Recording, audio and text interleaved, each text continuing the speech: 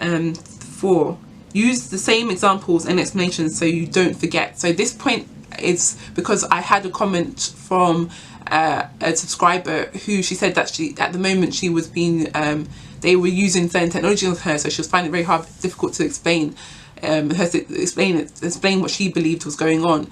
And that happens quite regularly. Like, people's minds, it's like confusion, and I'm not sure how they create the confusion, but they are able to do it. So use the same examples, use the same explanations, so that you do not forget, or if they are using certain tools or techniques on you that make you confused, at least that way it's more likely that you're able to draw at least reasonable, understandable explanations. Keep certain elements of your experience to yourself. Now, this is just temporarily for the beginning part. Later on, you'll be able to explain your experiences in more detail.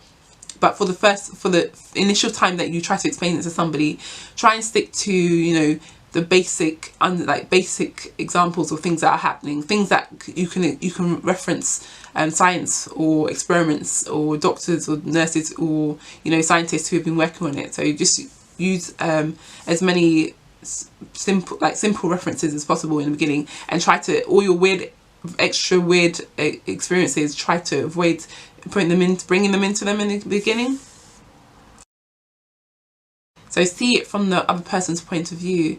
So it's going to be very hard to explain to people that this is going on when they just see the world as, you know, what they see is what they get, and everything else is too obscure for them to understand.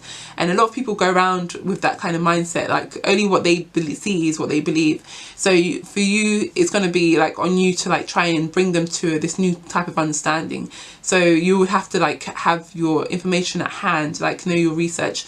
So I would advise that, you know, you do try and understand it from their point of view, keep things very simple, try not to go too far-fetched. Now, I'd say far-fetched is things like aliens, or like spiritual aliens, or like wizards and witches, like those type of things. Because even though some people do believe that this is what is going on, I think you would lose people if you try to take it down that route too early.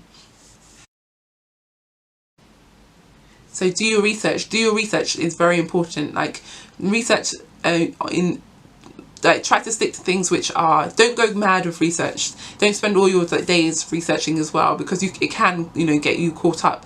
But try to stick to, you know, things which would explain what you're experiencing. Try to stick to like, if you're having a certain experience, like maybe your hand is hurting, try and look into what could cause that to happen, so at least that way you can remember it. Because if you're just researching every random thing that is possible, you might not be able to remember all of those things. And we try to explain it to people, it would sound like you don't know what you're talking about. And then tell as many people as possible.